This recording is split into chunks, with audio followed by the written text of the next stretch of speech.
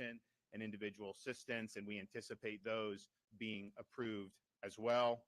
We have 51 counties currently under a state of emergency. As of for the Florida Gulf Coast, from mainland Monroe County northward to the Dixie-Levy County line, with storm surge watches in effect for Nassau County to Brevard Indian River County line, including the St. Johns River. 10 to 15 feet peak storm surge is forecast for the Pasco Pinellas County line, all the way down into the area where you have Manatee and Sarasota.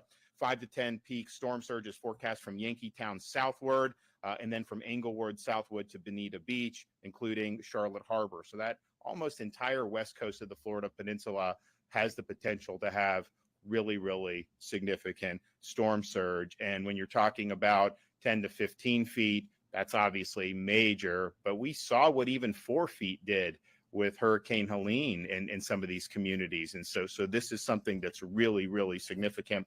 There's hurricane warning in effect for Levy, Marion, Citrus, Sumter, Lake, Seminole, Hernando, Orange, Pasco, Pinellas, Hillsborough, Polk, Osceola, Manatee, Hardy, Highlands, Sarasota, DeSoto, Charlotte, and Lee counties. And then tropical storm warning in coastal Franklin, coastal Wakulla, coastal Jefferson, Taylor, Sewanee, Lafayette, Dixie, Gilchrist, Western Columbia, Western Alachua, Okeechobee, Glades, Hendry, Collier, Monroe, including the Florida Keys and the Dry Tortugas.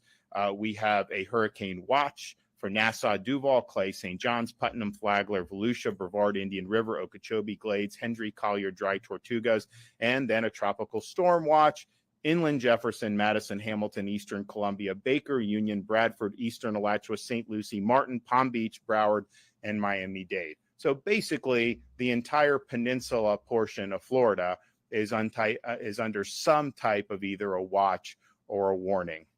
The Florida Division of Emergency Management is actively addressing storm-related resource requests. We are currently fulfilling close to 1,000 missions to support our local communities. That includes everything from tiger dams and generators to staff support, as well as food and water and tarps. We've also deployed more than 11,000 feet of flood protection systems, and we're prioritizing critical infrastructure like hospitals, wastewater treatment facilities, and electrical infrastructure. We've also done things like generators to support special needs sheltering operations. Of course, Starlink Internet. All counties have access to Starlink Internet devices and can use those as they see fit. More than 350 ambulances and more than 30 paratransits are in operation. We also have another 144 in staging that can be used if the need arises. The state of Florida is amassing fuel reserves ahead of Milton and staging it to be utilized as needed. We have been dispatching fuel over the past 24 hours as gas stations have run out. So we currently have 268,000 gallons of diesel, 110,000 gallons of gasoline. Those numbers are less than what they were 24 hours ago because we've put a lot in, but we have an additional 1.2 million gallons of both diesel and gasoline that is currently en route to the state of Florida. Now, there is no fuel shortage. Fuel continues to arrive in the state of Florida by port and what we're doing on the ground, but lines at gas stations have been long. Gas stations are running out quicker than they otherwise would. And so that is causing the state of Florida to help assist with the mission to be able to get fuel to the gas stations so that Floridians have access. So last night, 27 fuel trucks were escorted by the Florida Highway Patrol to deliver fuel to stations in the anticipated impact area. We're also working with fuel companies such as Racetrack, Wawa, Shell, and Walmart to ensure fuel trucks are working 24/7 to keep fuel delivered as it comes into our ports. Now, Port of Tampa, for example, our Gulf Coast ports are not going to be receiving ships at this point. Per Coast Guard, they do have a lot of fuel that's on hand, and the dockside operations will be continuing. We are assuming, doesn't mean it's going to happen, but we are assuming that there's going to be significant damage to the Port of Tampa. So we're operating as if there's going to be a significant interruption in their ability to receive fuel. And Kevin and his team are actively working to get around that. so that we have the ability to continue bringing fuel into the state subsequent to the impacts from the storm. As we've been noting, we have taken on this debris mission to supplement the local governments in areas like Pinellas and Manatee, which saw a lot of debris left over for Hurricane Helene. Continue local officials, private contractors, continue the debris removal mission. Our folks are going to continue to work 24/7. Our executive order requires the landfills to be open 24/7.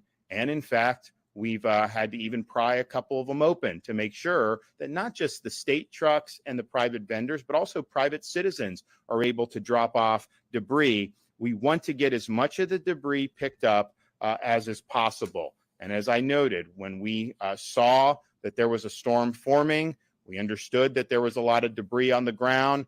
Some of the contractors work at different paces. This was not something that they were necessarily doing very quickly. So we took all state assets that were available throughout the state, took them off their normal missions, and surged them into these affected areas. We've now deployed over 300 dump trucks, and they are continuing to work 24/7. So we have had, just with Florida Department of Transportation, in the last 48 hours, they've removed 1,200 truckloads of debris from those hard-hit areas. That's almost 22,000 cubic yards. That is the equivalent, moving in 48 hours with our state asset, than what any single private contractor has been able to do in the entire time since Hurricane Helene. So we appreciate what they're doing. They've been working around the clock, and we want to continue that all day today. It's going to continue and into tomorrow until it's no longer safe to do so. The Florida National Guard, Florida State Guard, additional FDOT personnel, and Florida Highway Patrol are all involved not only in the debris removal, but in the larger hurricane preparation and response. We will have, before landfall, 8,000 National Guard for the state of Florida that will be activated. We have already on hand 34 different search and rescue aircraft. We've never had this many resources prior to a storm. We have had what's called EMAC requests that get sent out to other states, and we've had a tremendous response from other states. Just like we responded to North Carolina when they needed, states have come to Florida's aid. And so I just want to thank the states that have stepped up and helped us, whether it's a Chinook helicopter, whether it's some search and rescue personnel, you name it. We've had a number of states that have stepped up to help us. Linemen and power restoration resources are being marshaled in advance of the storm, as is our standard practice. We now have in excess of 37,000 linemen that are either in or en route to the state of Florida. As most people know, Hurricane Helene left a lot of damage in some of our neighboring states, and there have been a lot of linemen surged into those states still working on major power restoration. So some of these linemen are coming into Florida from as far away as California. So I know people like to see the site of the linemen staging coming on I-10 to get into the state of Florida, and you should be thankful for that. But just know some of them have traveled a long way to be able to be here and to be able to help get the power back on. We are hoping that number ends up in excess of 40,000. So that'd be significantly more than what we had staged for Helene, which was a very rapid restoration. Of course, this storm could present much different challenges. I would like to say that the electrical co-ops, they have staged 4,200 linemen, and their goal is to have 7,500 just themselves between these co-ops by landfall. And to put that in perspective, I think 5 years ago, I don't think the co-ops had anybody that would come in for mutual aid. So they've really stepped up and done a good job. And obviously, FP&L's got a lot of people. Duke, I know TCO has some. I think they're probably going to do some more as well. But everybody is coming together to do what they can to be ready for this potentially very complicated power restoration mission subsequent to the landing of Hurricane Milton. The state of Florida has also assisted in the evacuation of 202 healthcare facilities that are in the potential path of the storm. And I want to thank everybody that's been involved in that very difficult set of circumstances when you're talking about evacuating people out of healthcare facilities. So as we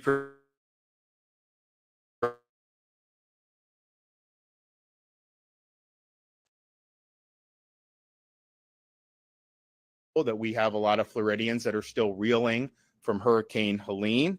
That's why we launched the Florida Disaster Fund, so that Floridians and others could make donations so that that money can go to help with relief efforts for Helene. This is a private fund. The donations are tax deductible. We are opening it also for Hurricane Milton. After Hurricane Ian, for example, the Florida Disaster Fund raised and distributed over $63 million to help Floridians. This thing help rebuild homes. It helped providing food and supplies. It helped to aid small businesses. It helped to supplement incomes for teachers and first responders who were having to go perform their duties while they were still suffering from the impacts of the storm. And I've directed Volunteer Florida to keep the fund activated. We want to continue to do what we can. So far, almost $4 million has been raised for the victims of Hurricane Helene. Thanks for everybody who's done it. We've had tremendous donations from Lennar, Wells Fargo, Walmart, and Publix, but we're accepting donations in any amount that you can do. So please, if you want to do that, you can go to floridadisasterfund.org, floridadisasterfund.org. You can also text disaster to 20222 if you want to donate via text message. So we are closing in on less than 48 hours away from the projected landfall of major Hurricane Milton. Now's the time to execute your plan. You do have time to get to a shelter. You have time to evacuate further than that if that's what you want, but that time is running out. As we get into Wednesday, there's no guarantee what the weather's going to be like starting Wednesday morning. You may have a window where it may be safe, but you may not. So use today as your day and execute the plan that is going to protect you and your family. Know your evacuation zone. I think, unfortunately, a lot of people are now quite familiar with their evacuation zone, given what we've gone through in recent weeks. But if you have questions about that, you can visit floridadisaster.org/know to determine if you live in an evacuation zone. And again, a lot of the places on the west coast of Florida that did receive significant storm surge for Hurricane Helene is projected to have even more storm surge from Hurricane Milton.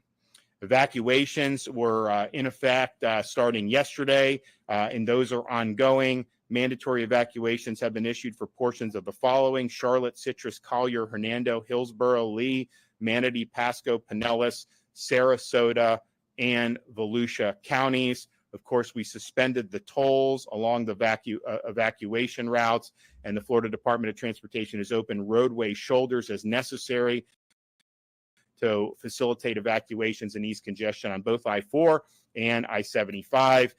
Yesterday saw a lot of people on the road, particularly those are roads that on rush hour are very crowded anyways.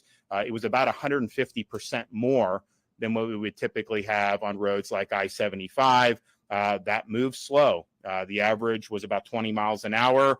That resolved at about 1 a.m. Traffic resumed to normal flow, but we're already seeing traffic get heavier today. So just be prepared for that.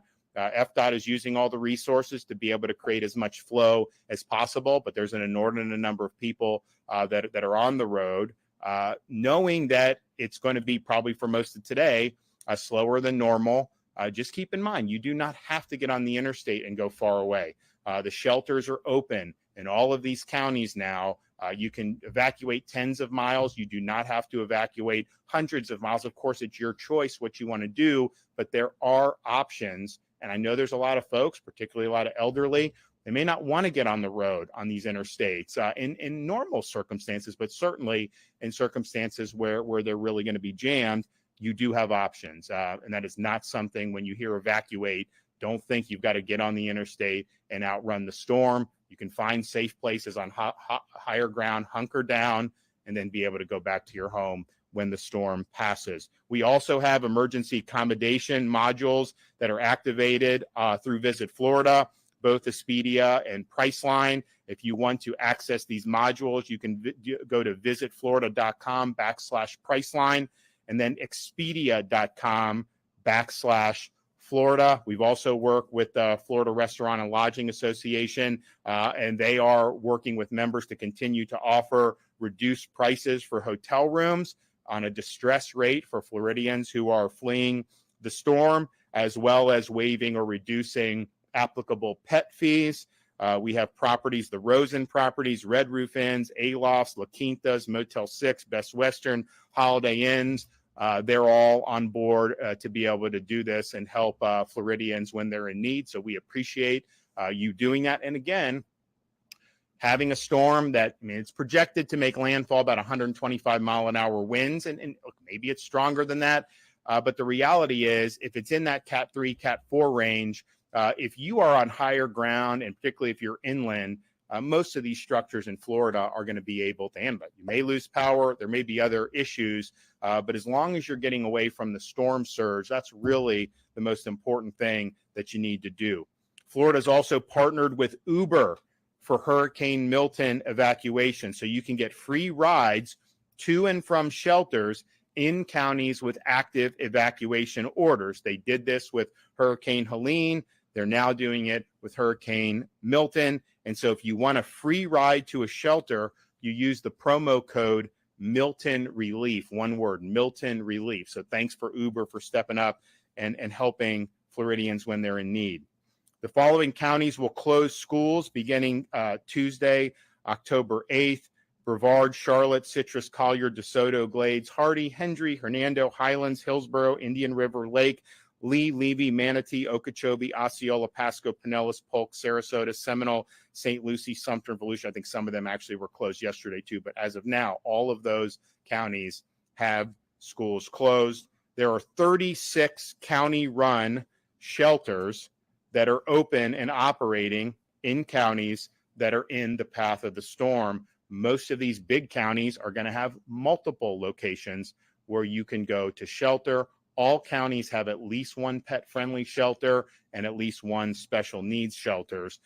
We have not seen a major, even though we've seen a lot of evacuations, we have not seen a lot of folks going into the shelter yet. I think the total population is, what, a few thousand, Kevin, as of right now. So, and honestly, that's not unexpected, because if you're going to go to a shelter, you know, why would you go 2 days before the storm? So I think people will likely be gravitating more to the shelters today and maybe even through tomorrow morning. So we do anticipate that those numbers will climb. In anticipation of that, we also have additional state-supported shelters that we are going to operate in partnership with the private sector to support and augment what those local counties are already doing in terms of their shelter. So if we do get to a point where Pinellas County, Hillsborough County, prime shelters are full, you're going to have other options to be able to go to, and those are not simply limited to those counties. You will have shelters in other counties that are a little bit further away from the storm surge. And finally, the state has identified 14 potential sites for state-operated shelters, and we are going to announce 4 of those sites. These are big, like Category 5 proof warehouse type things that can have thousands of people. I mean, they can do, how many thousands do you think on some of those? One of our sites, we estimate about 10,000. Yeah, so I mean, we have one of the sites can do 10,000. Others will do multiple thousands, but these are designed to be a shelter of last resort. And so they are going to be adjacent to some of the evacuation routes. We're going to have some in Polk County, close to I-4, and then we're going to have some in Hillsborough and Pasco County, not too far from I-75 North. And so those will be announced. We're going to start with 4. There is a demand to do more. We will do more, but it could be a situation where if you're trying, tonight, you're on the road, traffic's bad, you say, hey, there's a shelter here in Lakeland I can go to and be able to ride out the storm and then go back. That is an absolutely safe option to do, and we encourage, if that is necessary, for folks to be able to do it. Now, you can find your county's emergency management page, which will have this type of information and others at for sheltering, floridadisaster.org/shelters, to have the list of shelter locations, and then for general, including sheltering, as well as other orders, floridadisaster.org/counties. So please keep an eye on alerts and advice from your local officials as the storm approaches. This has been a very difficult time for a lot of people in the state of Florida to have a major hurricane come. Not even 2 weeks ago, that we got hit with Hurricane Helene is a very difficult thing to go through. We did have people lose homes. We had people lose very valued possessions. And unfortunately, we did loss of life. And so you never want to have to go through that again, but you certainly don't want to have to go through it on the heels of less than 2 weeks after getting hit by a Category 4 to potentially have another major hurricane that's going to impact some of the very same areas that saw significant storm surge. But here we are. I can tell you the folks back here at the state EOC, I mean, this has been going on now for a little bit more than 2 weeks in terms of our first state of emergency with Helene, working on the prep, working on the response, and now we're responding to Helene and preparing for Milton and going to have a really robust response for Milton. People have been working around the clock in the local communities. Our first responders, our law enforcement, they're staged, they're ready to go.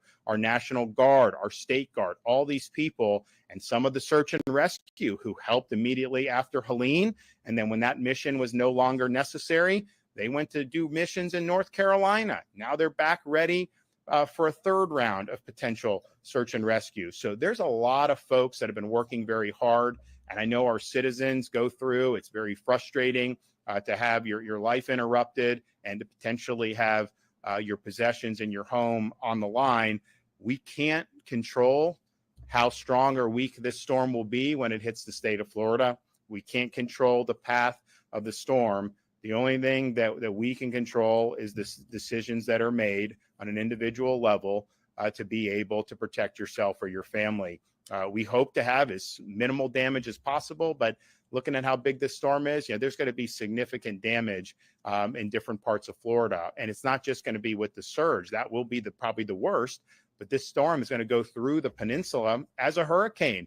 And you're going to have hurricane force winds on the east coast of Florida. So make the decisions now and execute your plan to be able to protect yourself and your family. No matter what property damage is done, we can rebuild homes, we can rebuild businesses, we can get people back on their feet, but only if they're safe and they survive the storm. We're not going to be able to bring people back who stay behind in 10 or 15 feet of storm surge. So you have time today. Time is running out. But you do have time today to make the decision to heed any evacuation orders and to do what you need to do to protect yourself and your family. So please take heed and do it now. Okay, Kevin Guthrie. Thank you, Governor, for your leadership and your support as always, and helping that we can ensure resources are ready to quickly deploy into communities. The State of Emergency Response Team, as the Governor has mentioned, are working on nearly 1,000 missions. Some of those missions that are starting to come in are definitely post-landfall missions for points of distribution, food and water, and things of that nature.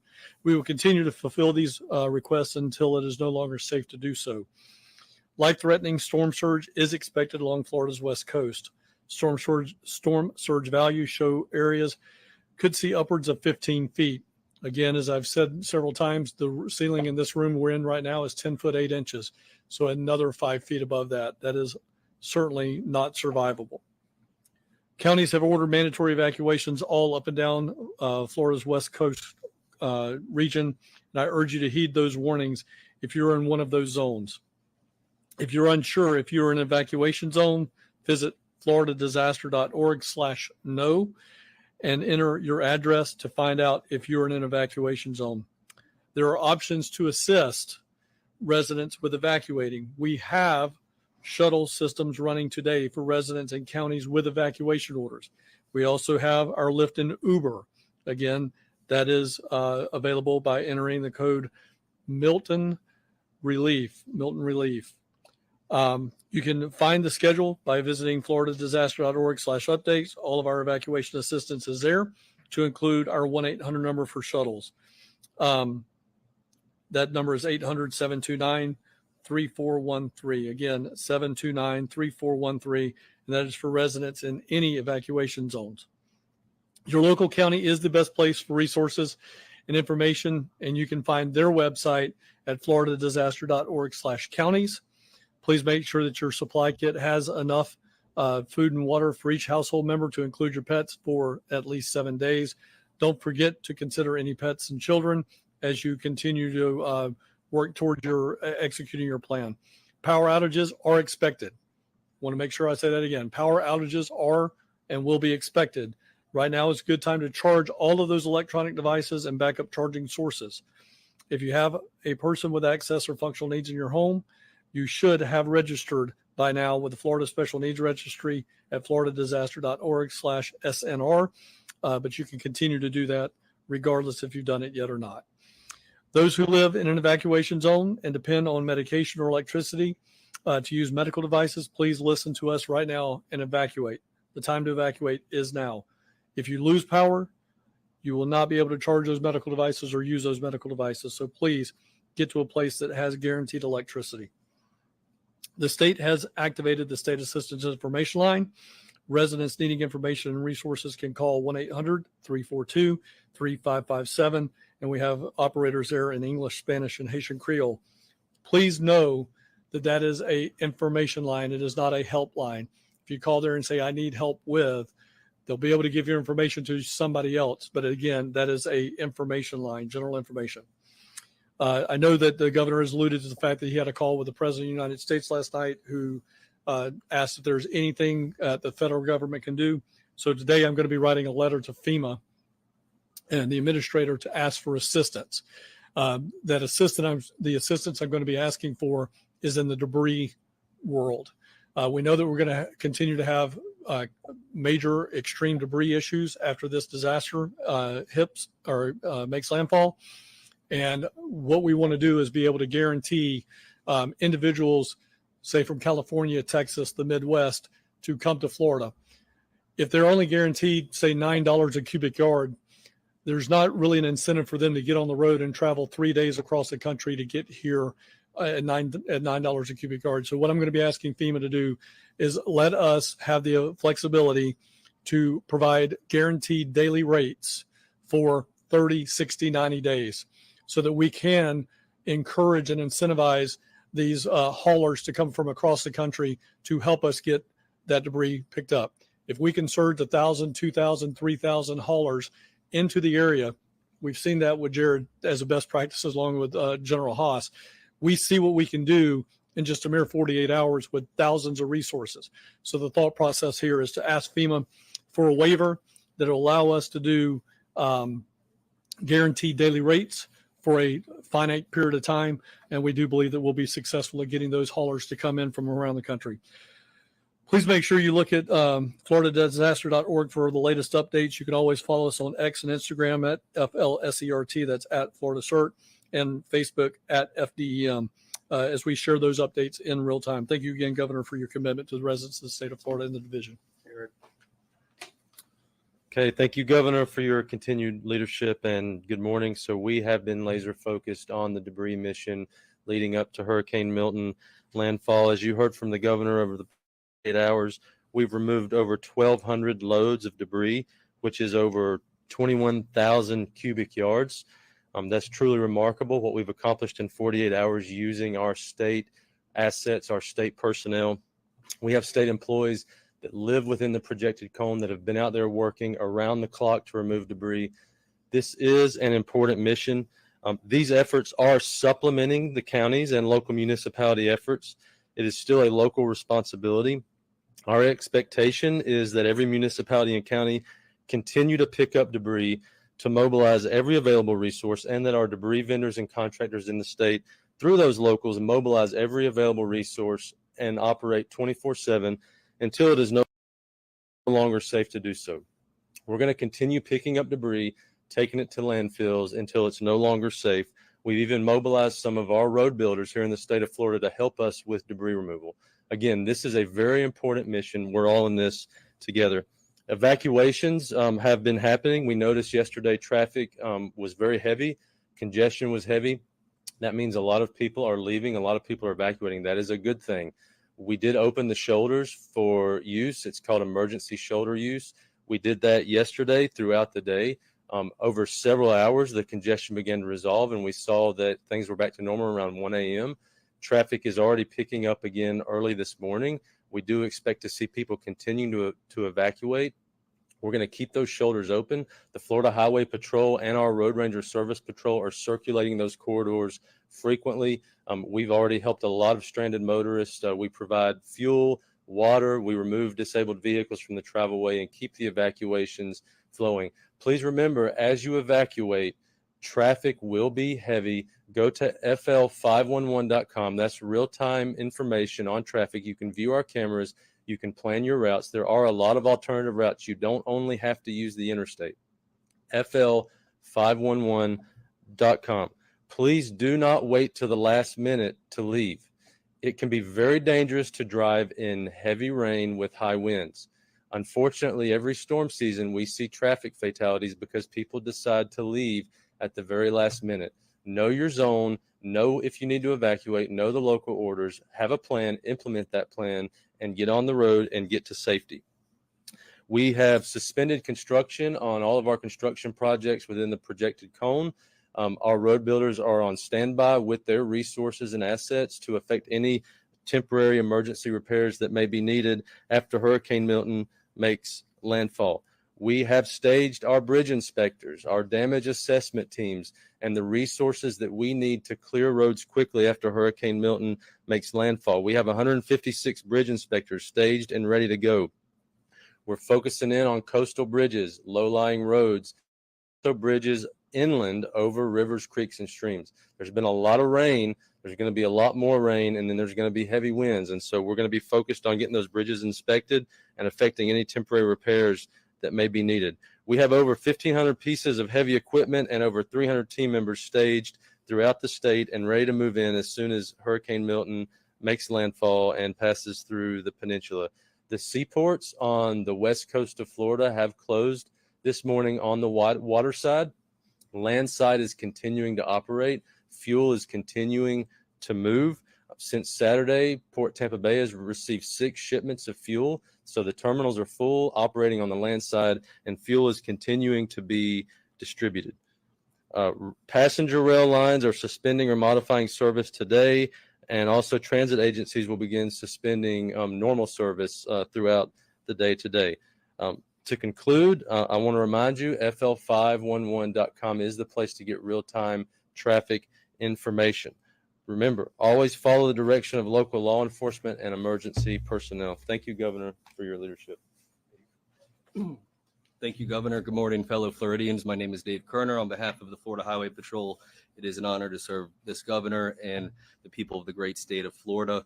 Just a quick update on the resources deployed on behalf of the Florida Highway Patrol.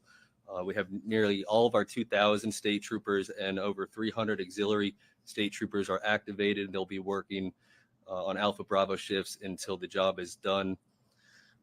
Secretary Perdue talked about the fuel deliveries. The governor did as well. We want to assure you that the Florida Highway Patrol is engaged in transporting and escorting all of the fuel carriers from the ports, Port Manatee, Port Tampa, along the route of evacuation. You will see state troopers and you will see fuel trucks utilizing the right lane to bypass traffic. It's important for the continuity of operations that we have that space to work in the right shoulder. Please don't occupy the right shoulder. The left shoulder in the affected parts of I-4 and I-75 are open for your use, but please make sure that you break down. If you get a flat tire, call Star FHP. The Florida Highway Patrol will be there. The Department of Transportation will be there to help change a tire. But if a vehicle cannot be restarted and moved, then it's going to have to be moved to the left side of the interstate so that emergency shoulder use remains open. We have 30 troopers assigned from 6 a.m.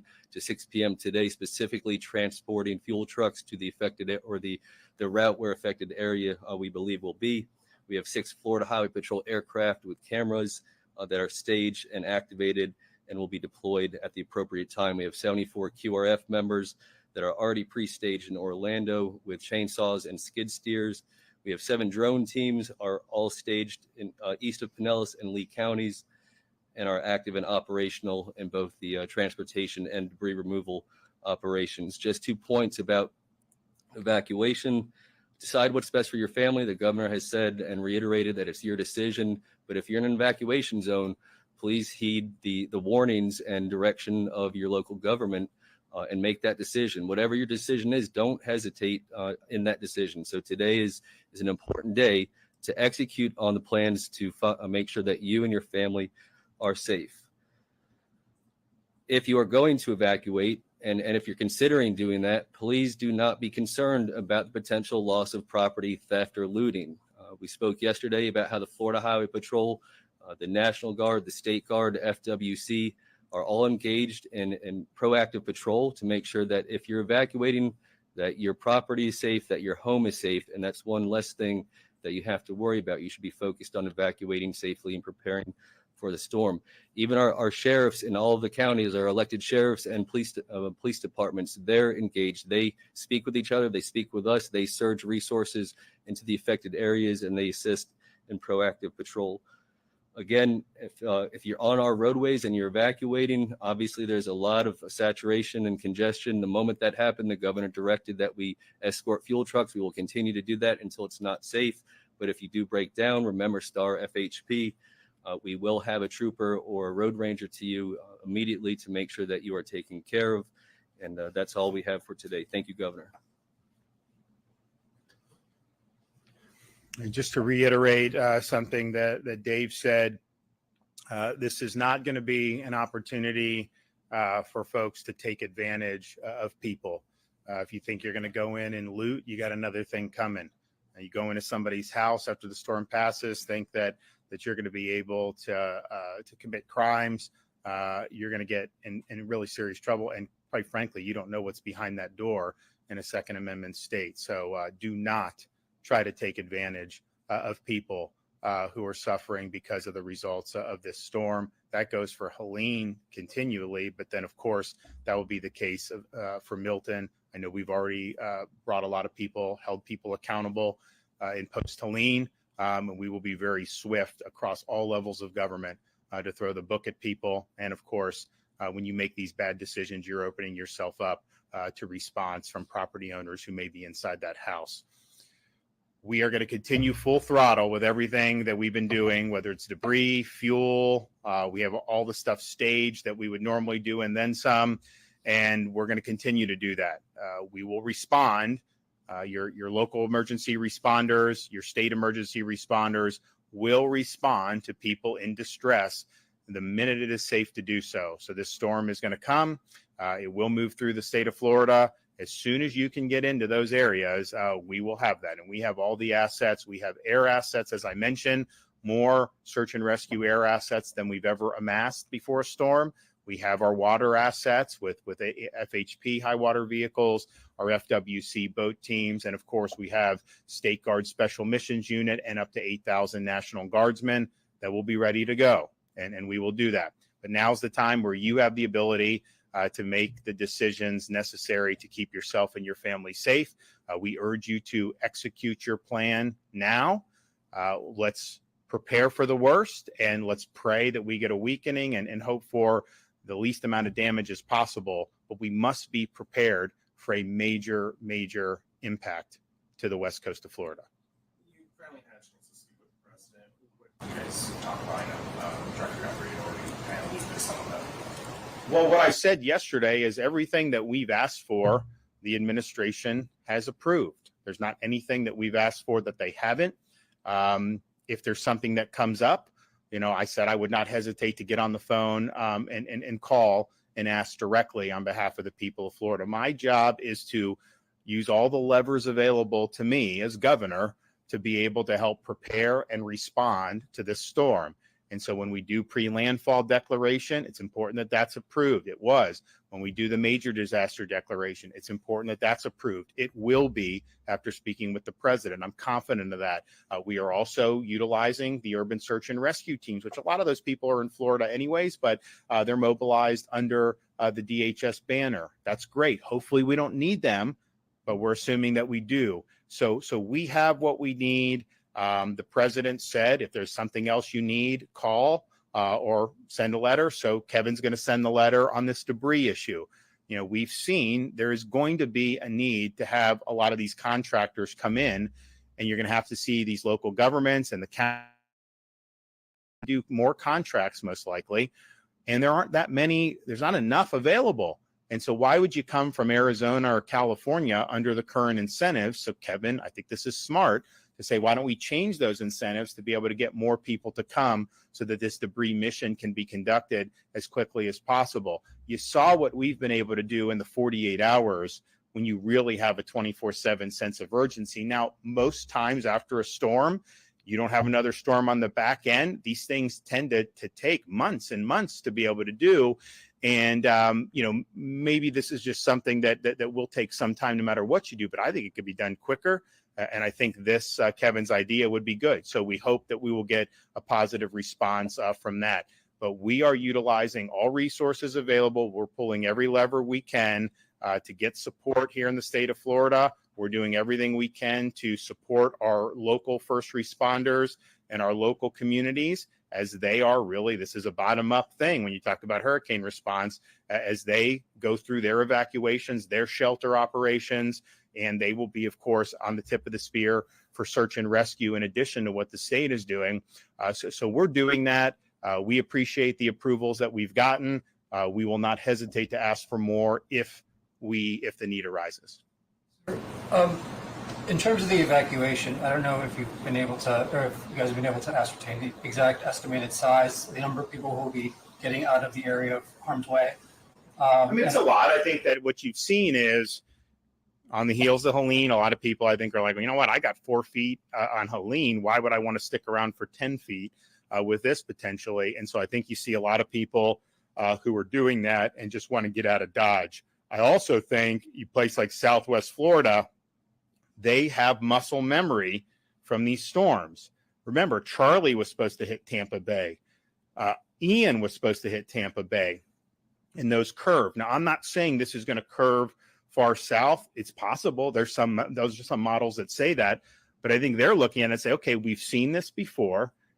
Even though they say it's going to go into Manatee right now, very possible a little wobble, it ends up in Charlotte Harbor or it ends up in Lee County. And certainly, even if it hits north, I mean, the surge is going to be significant. So I think you're seeing a lot of people go across Alligator Alley, and you're seeing people leave from Southwest Florida going to Southeast Florida. So you do have a lot of folks. I think that this is one where people don't want to mess with it. Of course, it's a lot easier to make that decision. And I know it's not going to hit at 180 miles an hour. No one's saying that. But when it hits 180 miles an hour off the Yucatan Peninsula, hurricanes don't get that much stronger than that. I mean, there have been some that have, but that is a really, really serious storm. And so I think when people see that, they do. So I don't know the exact number of who's going to ultimately go. I will say it's a lot. I will say that the roads were, 150% more than what we would normally have. And so that's telling you that people are getting on the road. And again, just to reiterate, when you're told to evacuate, there's places close by that you can evacuate to. We do not expect people to have to drive hundreds of miles. Some people may want to do that because they have family or friends, or maybe they have a hotel someplace. Maybe they don't want to have power outages and stuff, and they're willing to drive more. That's fine. That's your choice. But do not feel like you have to get on an interstate and be in potential bumper-to-bumper traffic. I think Jared said yesterday the average was about 20 miles an hour on I-4 and I-75. I mean, those are roads that can have bad traffic generally, but I mean, that's slower than normal. As we got to 1 a.m., the flow returned to normal. But as we go through today, you're going to continue to see a lot of people on the roads. And so on one hand, that shows that people are taking it serious. But on the other, people just need to prepare for that. I mean, they're working really hard with the road rangers. They've opened the shoulders. There's a lot that's being done, and they'll continue to do it. They'll help with people that run out of gas. But when you have this entire peninsula on the West Coast that's under threat, the reality is like there's only so many places you can go in there. So just be prepared for that. Be prepared that you're not going to be able to go 75 miles an hour to get out of Dodge on the interstates right now. You probably could have done that in the wee hours of this morning, but as we get back to normal, it is going to be a little slower. That's just the reality. For the debris removal, do we know just how much is left in the expected impact areas? Because I know you guys are running around the clock. It's just a lot. We don't have an exact. So yeah, I mean, what I would say is there was a lot of debris. I'd say we've made a huge dent in it, but I don't think that even at our current pace, and even if we continue going through Wednesday morning, maybe even Wednesday at noon, that you're going to be able to get all of it. we're urging the contractors to do the 24/7 like we are. Not all of them are doing it. In fact, most of them are not doing 24/7. So the only place that really has had the sense of urgency is Jared and the FDOT. And you know, these are the debris mission is not the state's mission. That's a local mission. Kevin and I have been talking to local governments for years about make sure you have these contracts in place, make sure you're ready, because getting the debris up, even if you don't have another storm, people just want to see the debris up. I mean, it helps with the recovery. It's good for morale, and it's also just good for safety and good for cleanliness. And so we've been stressing that. And, you know, you have had vendors, some have done pretty good, others have just been very slow. That's just the reality. So, you know, we have all these different assets that are engaged in normal operations having nothing to do with debris. I mean, these are state agencies that have tasks that they have to accomplish. And, you know, Jared and Kevin basically scrambled all those assets across multiple agencies and are shifting it now to do this debris. So to be able to do, 1,200 truckloads of debris in 48 hours. And these are big trucks. I mean, that's a huge thing. And you see them, they're being escorted with police escorts. And I think citizens, like people have told me, like they're thankful for this because it just shows progress and it shows that we're taking it seriously. So I think it's going to end up making a big difference. I don't think I can say that all the debris will be taken off, even if these contractors pick up the pace. But I do think it's made a difference. We'll have less damage from the storm as a result of what the state has done to supplement than if we had just done. And then even if just the fact that we did 24/7 at the landfills, that's helped private individuals. People are loading up their own debris and they're bringing it in. You know, they wanted to close the landfills. We said, no, it needs to be open. You're doing that. So it may not have been humanly possible to have all debris cleaned up from Helene until the hit of Milton, just because of how much it is. And, you know, you don't start picking up the debris immediately because people they compile the debris when they're gutting their homes and figuring out so it takes a little bit of time just to get on the target on that. But what we've been able to do, I think, has been historic to have this many state assets being brought to these local communities and helping them not just supplement the mission, but really augment it in a way that's making a real difference. Are you seeing more requests for these flood control dams that have been proven effective in the last few storms? Yeah, I mean, I think we've now, what do we have total amount of feet? We've got, Over 11,000. yeah, 11,000. So we probably did, what do we do? 1,500 for Helene, 2,000 maybe? I think it was a little bit more than that, probably just shy of 5,000. Okay, so we've doubled that already. Kevin is working, and we'll see. We have had requests, and then some said, well, maybe do something different. But if we do get a request, one of the things we're interested in doing, we'd have to do it today, is finding a flood-prone community, maybe that have a lot of citizens insurance policies, and setting up tiger dams around, the homes. I think it will be effective. So Kevin's working on that. We may do something in where Pinellas or Hillsborough. So when that happens, if it does, we'll announce that. So we want to use these. We want them to be put into practice. They did help against the surge in Hurricane Helene, and I think that they'll be helpful in the surge with this upcoming Hurricane Milton. And then what it could do is potentially help. I mean, we should, if citizens insurance, I mean, if they're going to be exposed on some of these storms and they can potentially buy tiger dams for people who have that option, knowing you're going to have to pay out less as a result because you'll mitigate some of the damage. Is that something that would be good? I think it probably would be. So we're going to actually support a lot of things to protect critical infrastructure, but then using it in the residential, however that is done with Kevin and his team, if that ends up being done, I think will be important because I think it can help people, but I also think it could be something that we could then utilize in a more significant way to protect against future storms. Is this something that you're encouraging local governments to also invest in so that they have it on hand and not relying on the state? Sure, but we also understand that just right now, that would be something that maybe they would do in a future hurricane season. We're not anticipating that they have very much to bring to bear now. That's mostly going to be driven by us, but it's fine. I mean, we always look for ways. What can we do to augment? This was something we introduced during Hurricane Debbie, which was not a storm on the level of Helene or Milton, but it did create surge, it did create flooding, And where that was used, it worked. It really did. It worked in Helene where it was used. I think it'll work in this storm as well. So we're going to have, 6 weeks, 8 weeks of practice on this, where we then can look and maybe incorporate this as part of a larger part of our hurricane prep and response efforts. I mean, think about it. Go back 5 or 6 years. It wasn't the norm to necessarily have 40,000 linemen staged. Now people expect that. That's what we do. I mean, we have the electrical co-ops. They've got over 4,000 linemen that they're bringing in. 10 years ago, the co-ops would never have brought in linemen, and they may get to 7,500. So these things create, I think, good momentum. People then want to utilize it, and it won't just be the state in the future. But right now, we're kind of the main show in town on that. A lot of Florida natives I spoke to have kind of seen this storm as kind of like a gut check. Usually these are the same people who will wait it out and have hurricane parties and stuff, but these people are now saying, this one, I'm going to evacuate, I'm going to go. You've lived here almost your whole life. I mean, where does this storm leave you as a native Floridian? Well, what it leaves me is, someone that grew up in Pinellas County, and we never got hit by a major hurricane when I was growing up. In fact, they really haven't been hit by a major hurricane directly in a long time. When we look at hurricane preparation for the state, we look at that landfall in the Tampa Bay area as potentially one of the most significant storms that we can face. And that's not just, we would say, what if a Category 5 hit? But even a strong Cat 3 in the storm surge, I mean, this is a vulnerable area to the surge. So this is not something that is that was not necessarily game plan for. This is the main thing that you game plan for. And I know Kevin, when he was the deputy, they were doing exercises on this event going in there.